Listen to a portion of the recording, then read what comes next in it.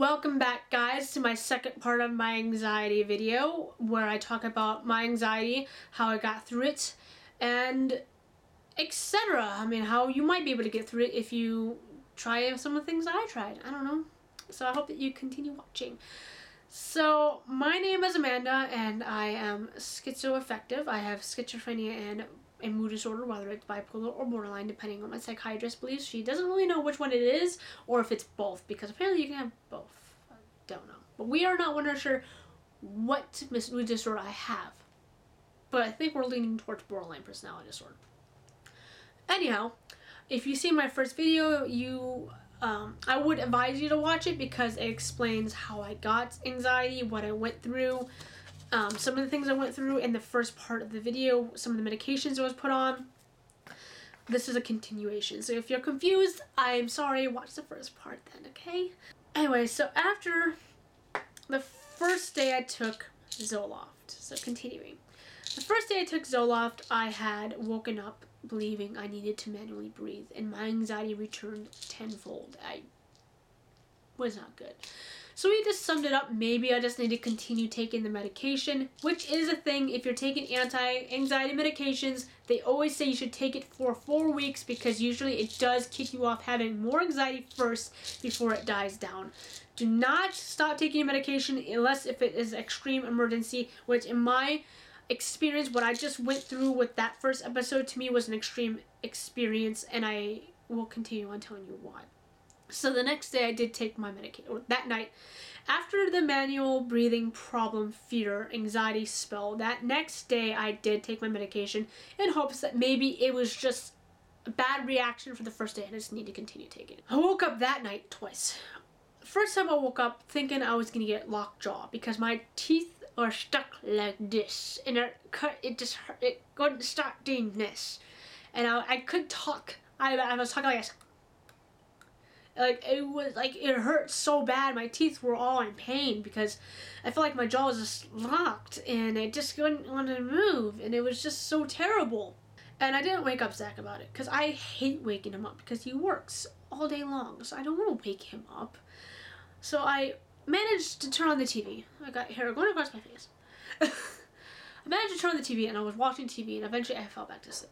So I woke up a second time thinking I was going to swallow my tongue. And I had been doing an open mouth breathing because my nose is really stuffy. So my mouth was super dry. So I drank some water thinking I was going to swallow my tongue from there too. So I was like drinking like it. It was really weird. It was really weird. But I still firmly believed I was going to swallow my tongue. I just kept doing until I fell back to sleep, which I think was like 3 hours later. And it was so bad. I decided after that I'm not taking any more of this medication because it was continually making me have anxiety. And I didn't want to have more anxiety. So I told my husband, who was very like, you should continue taking your medication for the time period your psychiatrist told you to. But I didn't feel right about it. So when you get prescription medication, you get the paper pamphlet that talks about the side effects, and it's like all small written letters and everything like that. I kept that. And I took it out, and before I did any reading on it, I asked my mother about what she thought about it. Like, I told her about how I kept waking up and what I was experiencing when I woke up. And she's like, I think you need to stop taking that. So I decided to read the pamphlet. And in the pamphlet, which I don't have anymore, I threw it away after I stopped taking the medication. And you get those, like, emergency, call doctor if you're experiencing so-and-so symptoms. I was experiencing like 5 of those symptoms. I woke up restless. I woke up with extreme anxiety to the point of delusions. I woke up with, what else was it? There was like a couple other ones I was experiencing, and I can't remember what they were. I think, my heart was skipping beats. I woke up both nights with my heart skipping beats. It was really weird. It made me feel really like sick, and I have heart murmur as it is. So anything to do with my heart feeling weird, I freak out a little bit about it because heart murmurs can always get worse. My sister had to go to surgery for her heart murmur. My mom has heart murmurs. So it's just like we are very cautious about our heart murmurs. So I was like, yeah, I need to stop that. So I told my husband about it. I told him the symptoms I had on the emergency contact doctor's list. And he said, okay, we'll stop it then.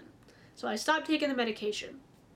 And I slowly returned back to normal again. Like, I had lack of anxiety.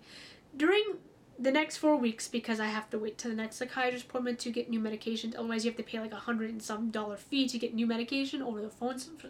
I read that in the office the other day. And I was like, either way, I had to wait to the next psychiatrist appointment, which is a month later, to get new medication if I needed new medication, which I'll talk about. So during that 4-week period, Zach was talking to one of his friends at work. His friend suffers from generalized anxiety. He gets to the point sometimes where he can't get out of bed because of his anxiety. But he said there's a few things that he's done to help cope, and we pride him about it. Like, what is it we can do? Because my wife cannot do anything right now. And he talked about CBD oil, CBD vape, CBD gummies. The clean stuff, not the THC version. So while I'm talking about CBD, know that I'm not talking about the THC version. We're not talking about any of the bad strain versions. We're just talking about the clean CBD legal versions. Please don't bring this up anymore. So he was telling me about it. He told me how expensive it was, where to get it. So he told us where to get it. The expensive problem wasn't the problem at the time, because we were about really ready to do anything to get rid of this problem. We were willing to pay almost anything. I was that scared. But the distance to get to the place to get the CBD was hard for me to drive at that time period, because I was afraid of driving anywhere.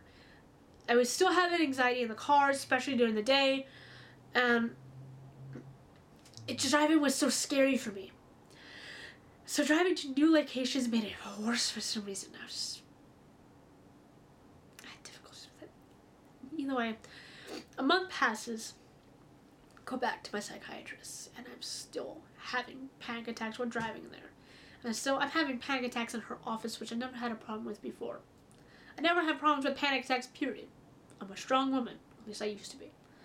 And she prescribes me, cover the address, she prescribes me Flexotime, which is Prozac. Now, this time I wanted to make sure I took new medication on a night before a day that Zach has off. So if I were to have severe anxiety attacks, he wouldn't need to call off. Luckily, I won't have to drive him. So we had to wait 4 days for his next day off. So I didn't take it for 4 days. Well, meantime, while I was doing that, I was having anxiety attacks about taking new anti-anxiety pills, because my last one caused me to have some severe issues. So I was freaking out.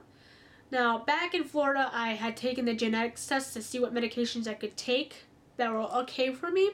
I learned that Zoloft was in my yellow zone. So Zoloft wasn't good for me. It could be a between maybe-ish medication. It turned out bad for me. But Prozac was one of the very, very, 2 anti-anxiety medications I could take. It was in the green zone. But I was still so scared of it because of my trauma that I experienced from the last one. It was so fresh in my mind. So I ended up going to you guys. I went on YouTube. I asked you guys about your experiences with it. I didn't feel comfortable with the experiences that you guys told me about with it, so I was even more scared. But I kept trying to tell myself, you might have a different experience with it. You might not suffer that or anything like that. But the experiences you guys were telling me about, at least some of the subscribers who commented, was similar to what I know I would have experienced. I already had suicidal tendencies. I already had depressing thoughts and stuff like that. So I knew that if I added to that, it could make it worse. So I talked to Zach about it. He said, you should try it anyways. Just do it. The doctor tells you it's okay. He was really trying to enforce it. But I just still didn't feel comfortable with it. So luckily, 2 days before his day off, his friend gave him this CBD vape, and it's 300 milligrams in one bottle. I think that's what it says, and it's high potency. But he warned us that when you vape this stuff, it works immediately. Or that doesn't work. I think he said it works immediately, but it goes away quickly. So I went to the vape store. I fought against my anxiety and I bought a vape. Now, I don't like smoking. I don't like smoking in any way. I don't like anything bad. I don't even like taking my drugs. But my medications are for my mental state. So I was a little bit hesitant about it, but I ended up buying it because I was so scared of my anxiety now. I was so tired of it. I was so tired. And I ended up buying it, obviously, and I started taking it. And I noticed it went down a little bit, but it didn't help a lot. I decided I should look for the CBD gummies because I heard the gummies last longer and they help you a lot better. So I decided, since I got the CBD vape and I noticed it was working a little bit, I decided not to take the Prozac. So this is actually an unopened bottle of Prozac that I have. And I decided not to take it. And I think 2 weeks later, I finally bought this. Creating Better Days CBD gummies. These are 300 milligrams to 15 milligrams a bite. With no THC, so no lotion and that stuff. And I took one each day in the morning. And I noticed my anxiety was just washing away. Like, it was going away. Now, I was still having those days where I started, all of a sudden I had a really bad anxiety attack. Like, when I was home alone, I would start freaking out, having anxiety attacks for no reason. Like, I was home alone, I thought the food I was eating was going to give me, like, food poisoning, or I was going to start suffocating on it. There would be those moments in time out of the blue that all of a sudden I had an anxiety attack. Now, that has died down. It's been 2 more months after I got that Prozac medication. So I took this until it was all gone, and then I bought another bag. And this, when I was at the store when I got it, was $45. Then I purchased it online, it was like $55. I took a whole bag out of like one gummy a day. And then I bought this, and now I'm down to 1, 2, 3, 4. And I stopped after 4. After these. This is the last amount I've took, and I stopped. And I haven't needed it since. It's been 3 weeks since I've been off of this. I'm not saying that I feel cured at all. There's still times where I start freaking out of the blue, out of nowhere. There's still times where before I start driving, I start not like freaking out like I did in the beginning, but I still have that weird faint in your heart. Like all of a sudden you have a weird fear, and you just kind of like, whatever, kind of thing. Like you can't bother me. But that happened. It took me 4 months to get through my anxiety spell. Like I said, I wasn't born with anxiety, it was from trauma. So I'm not saying anyone who's born with anxiety that this would happen for you. I'm just saying that it took me 4 months to battle this thing. 4 hard months. I fought so hard those months. I have never fought so hard in my life. And I'm not saying it's gone. So after that month, after she gave me the Prozac, I told her about CBD. My psychiatrist. She said, no way. It's gone? I said, yeah, I don't feel anything right now. I didn't feel anything on the drive here. And she's like, and it worked? I was like, yeah, I didn't take any Prozac. She was like, I am so happy for you. I'm like, I'm happy for myself. She just said, people have been asking why can't psychiatrists prescribe CBD? It's not scientifically proven like that to be put on the list to be prescribed to. Like how weed is in some cases. So she can't prescribe me it. But she said it's completely free of THC. I'm like, yeah, can't buy it any other way. And she's like, I might have to tell some of my other, what do you call it, patients about it. I said, you should. You should. But there are other things that I've done now that helps with my anxiety. Because I refuse now to take this. Not because I think it's bad. Not because of other things. But one, I have difficulties with money. So I can't afford to always purchase CBD. 2, after I stopped taking it for 3 weeks now, I feel like I can champion over this any day of the week. I do other things to help me. If you have a fear of driving, whether it's because of episodes, I find ways to distract myself. I put music on high. I make sure I'm singing to it. And I'm not like saying just put it on in the background and like, no. I sing to it. I put my full heart into it. Because that's for making my brain focus on the words. It's making me focus on the driving. It's making me focus on something other than those little voices in the background. And if I don't want to listen to music, I still do the DVD player thing. I had Big Bang Theory, and I had like 10 of the seasons. I went through all of those. I went through a couple of movies. I'm now on Supernatural. And I've seen enough Supernatural to be able to tell what's going on. I did Game of Thrones for a little bit, because I don't get enough for Game of Thrones. So I just had stuff in the background that really made you think. Like, made you pull away from that stuff. But now I can drive without either of the stuff. However, to help cope with my potential anxiety of driving in the car, because now I'm afraid of not eating enough for my hypoglycemia, although you shouldn't have to worry about that. You should just know how to properly do a diet for it. I have bags of kettle corn in my car, not like the ones you pop, the ones you just purchase and you can just open and eat right away. I always keep 3 bags in the car, and I always have them right next to me, so if I start feeling like I'm going to have an anxiety attack, which is really not often, I just start numbing on it, and that'll make me feel like, okay, I'm eating something, so I won't have an episode, so I won't have an anxiety attack. So I always have a bag of kettle corn literally at my side, just in case. And I always have grape juice, because I'll tell you why. I can't tell if that's Fanta. I think it's Fanta. I have Fanta grape soda because it's caffeine free. When I learned that I had anxiety, I was trying to do whatever it took to make sure that I wouldn't have an anxiety attack no matter what. So I learned about things that would have you have anxiety attacks. Anything with caffeine is one of them. I was like, can't drink caffeinated soda anymore, can't drink coffee anymore, and anything with too high of sugary content I think was another one, but I still eat a lot of chocolates because of my hypoglycemia. Excuse. So I quit any and all soda that had caffeine, and I quit coffee up until recently. I'll tell you a story about that. And anything else that I said that could cause anxiety, I stopped doing, which I can't really remember what else it was. I think you need to get proper sleep was another one, so I try to get bed in proper times. But anyhow, within the 4 months, as I was slowly getting off the anxiety train, I was slowly going down the lamotrigine also. So I went down from 200 to all the way down to 125. And I've been there since, and I haven't had any anxiety attacks. The reason why I went down is because I was testing myself to see that maybe it's the lamotrigine keeping me from having anxiety or not. But I wanted to battle it myself. I wanted to go off of the medication until the point where I was comfortable. I was comfortable with 100 milligrams of lamotrigine. I was fine there. I wasn't having an episode or anything like that. So I wanted to go back to that.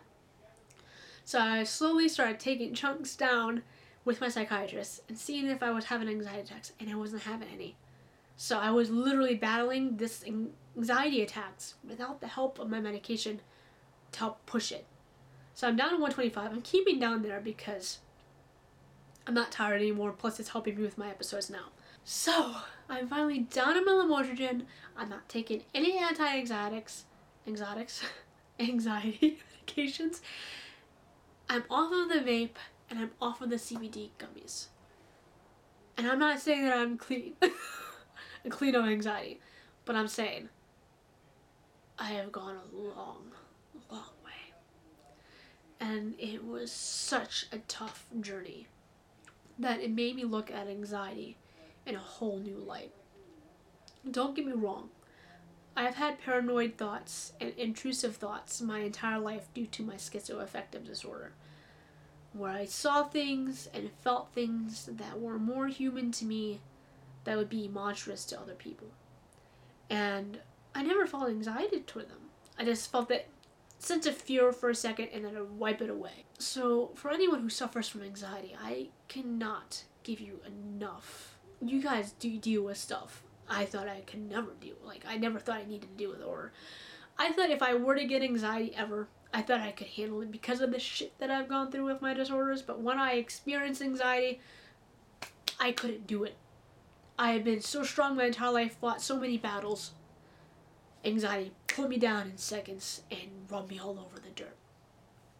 So if you suffer from anxiety, you have a strength in you. Every single person has a strength in you, and you need to battle that anxiety because it's a monster inside your brain that you need to conquer. Don't let it control you. That's all I can say. I know it's scary. I know it feels so real. It's so terrifying. But only you can conquer it. You can tell your brain, this is my body. You belong to me. I own you, and I will conquer you. Because that's what I had to keep telling myself, and I got through it. Like I said, I'm not free of anxiety, but I'm definitely free of the bulk of it. So that's my anxiety journey I wanted you guys to know about. I hope you guys enjoyed my story. I hope that I can help you in some way. I didn't look at any of my papers. I was for sure thinking I was gonna look at my papers. 100%. Like, I'm gonna need these bitches. That's why I even had them like applied right here, just because I needed to read them. But I didn't. I got it. It was like I had anxiety having this conversation. So I hope you guys enjoyed. I hope that you found this helpful. Like, comment, subscribe to see more mental health videos or more makeup videos. And I hope you guys have a wonderful day. Bye.